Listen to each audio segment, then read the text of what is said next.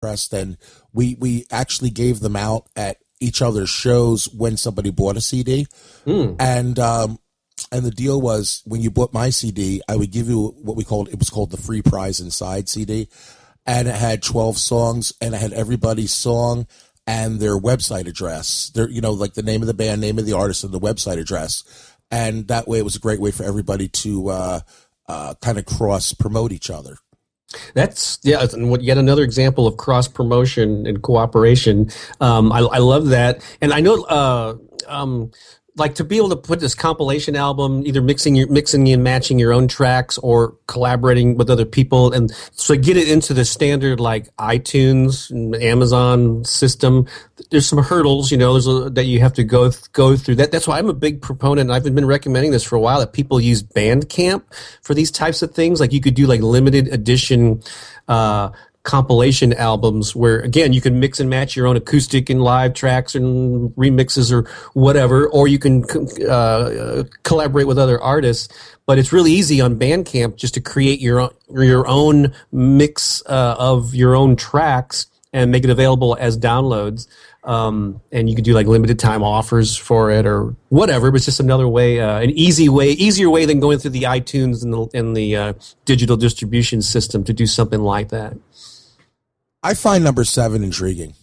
If you have the recording stems, you can be in. Oh, okay. Yeah, this is something that a number of bands have done it. I know several years ago, Bare Naked Ladies, I think, did this very thing. You go ahead and read it, Billy.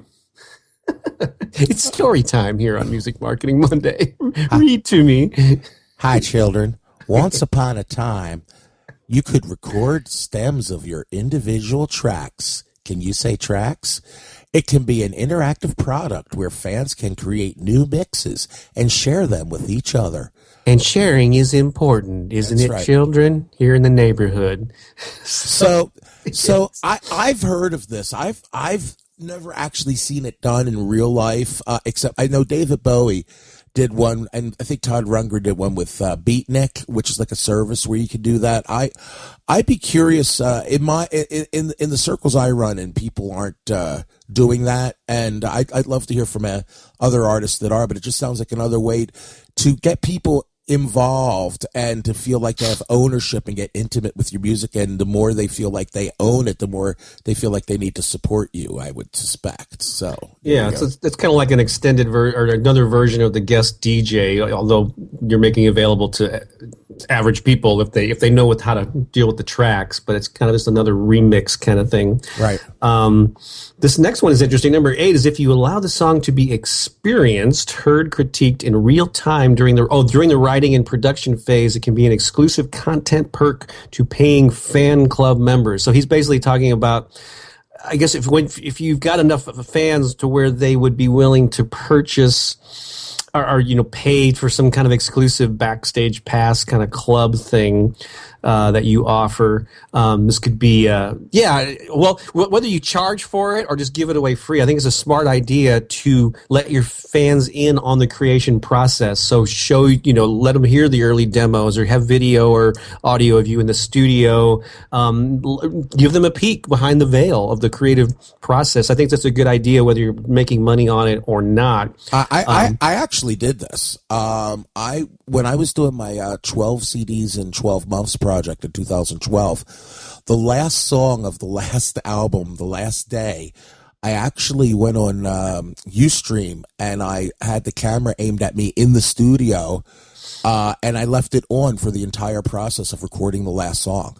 Oh, wow. And I had everybody, all the people that were following me for the whole year, and there was quite a few, would chime in and watch and interact, and I'd ask them, about, how's that guitar solo? What should I do here? I had a lot of musicians, and I'd say, any ideas for this? Should I do that? And I actually kind of had everybody kind of sort of throwing ideas out, and then they started chatting with each other. It was a really good time.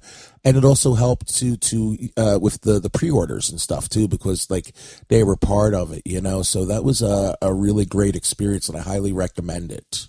Very cool. This next one I love because I've been preaching this for the last few years, especially when it comes to t-shirts and merchandise. The sort of knee-jerk first inclination that people have when they go to create merch is to put their band name, their band logo, their website on a t-shirt for those adoring fans who want to express to the world that they support this band. However, there is a better way, and you want to go ahead and read number 9 there? Number nine. Number nine. White Album, Beatles reference. Sorry, go ahead. If you take the words from the song's chorus and place them on t-shirts and hats, it becomes a cool piece of merch. Nobody knows this more than me.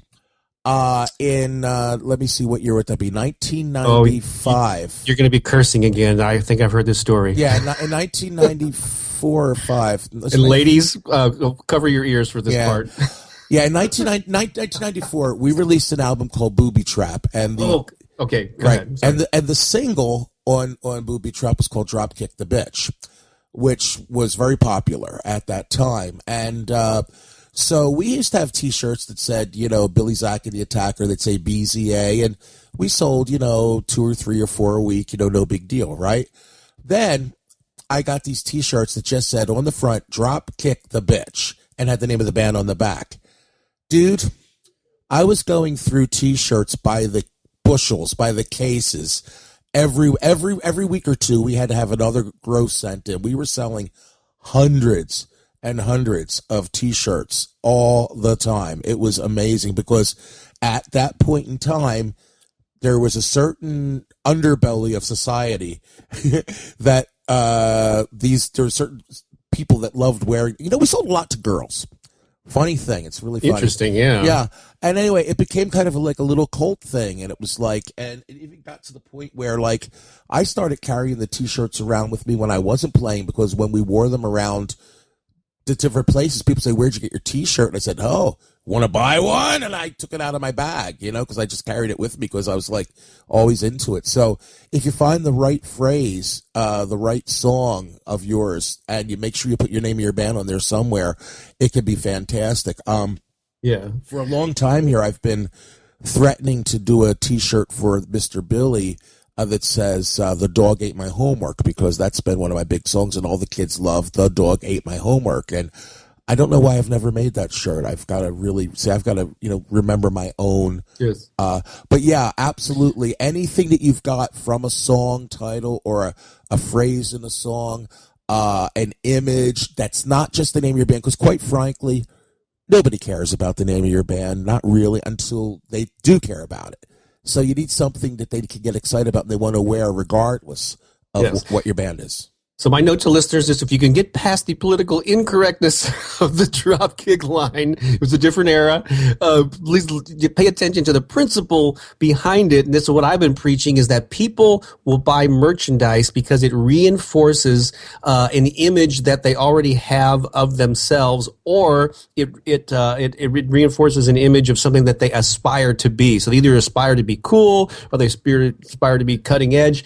So a phrase that expresses who they are is far more effective than just your band logo in your name. And so if there is something that, and also something that they feel a connection to. So if there's a chorus, a line from a song that is often referenced and people say, "I love that line," and they sing it along with it, yeah, that's the perfect thing, which is what Bobby says here, the song's chorus or a line from it that is proved popular with your audience, and blazon it on a T-shirt and let them express who they are by wearing it and paying for it. Absolutely, man. And there you go. So let's move. Oh, and by the way, too, I'll take that a step further, because we're talking about how to make money with the song. Mm-hmm. Consider if you're doing today, because this is something I couldn't do in the 90s, but I could do it now. If I had a T-shirt that had a quote from a song on it, let's call it, let's not use that one. Let's do something more politically correct. Women are cool. You try to earn points back now. Yeah. And if with that T-shirt you gave them a code for the song.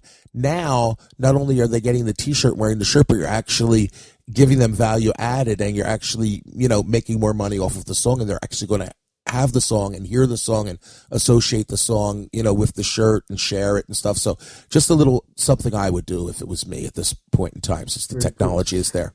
So looking at the clock, we might have to squeeze the rest of these in, or just send people to a link to the post to read the rest of it. We're getting down to the end here. Video. Go ahead, Bob.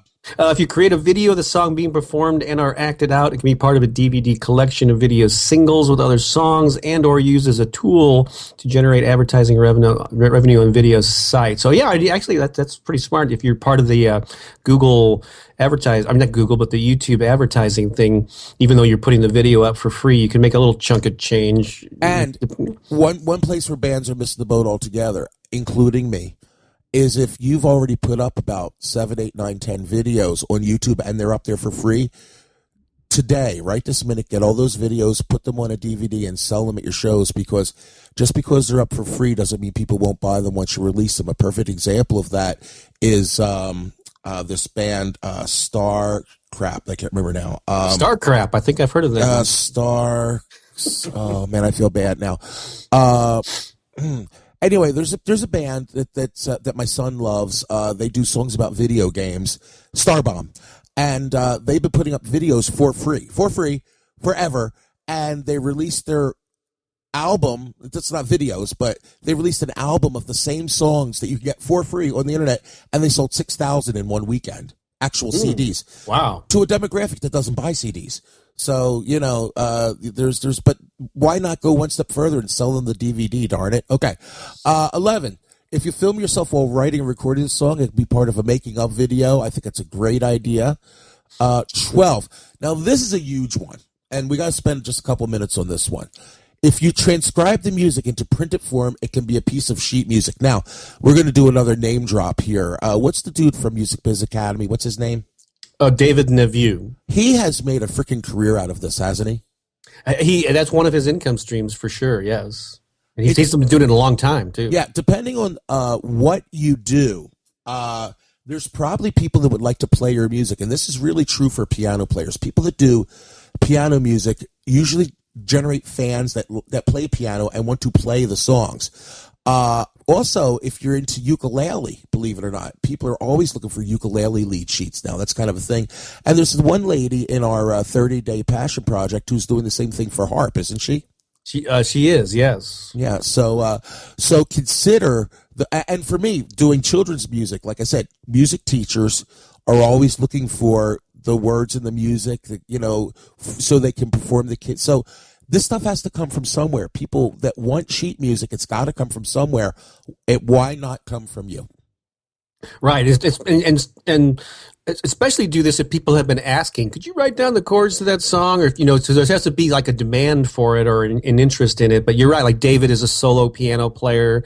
And so that's very ripe for this type of thing. So it's going to be more lucrative for some artists, depending on your type of music, than others. But it's another revenue stream from one song. Now, awesome. Number 13, I've seen a lot of bands on tour do this lately. They keep their broken drumsticks, drum heads, picks, all stuff, and then they sell them at the shows. This is a really big deal. Cymbals. Kiss goes out with Eric Carr signed cymbals and stuff like that. Also, another thing, this isn't on the list, but one bass player I had in the band for a long time used to take all of his bass strings and he would solder the ends of them together and make bracelets out of them. And the girls, because this was like this hot dude that the girls really liked, were like all fighting over buying these bracelets he made from his strings every week. You know? Wow. So consider possibly even making jewelry out of your guitar picks and things like that if you're so talented. So there's another income stream. It's not exactly from the song, although he's tying it in saying if it was done during the recording of the song. So, but these are just, more income streams that you can think of. And now finally, number 14. That's my version of a drum roll. Oh God, I wouldn't hire you as a drummer, Bob. Not good. Anyway, I'm hurting myself. don't hurt yourself, Bob. Anyway, if you pile a number of the items discussed above into a classy box, it can be a cool limited box set your fans might find a great value and a must-have item. So, if you have really rabid fans that are really into it, I mean, think about it back, people used to chase the Beatles and those bands to try and get a piece of their clothes, a piece of their hair. On Kickstarter, man, there was a guy. Do you remember this? That like his number one thing, like if you gave him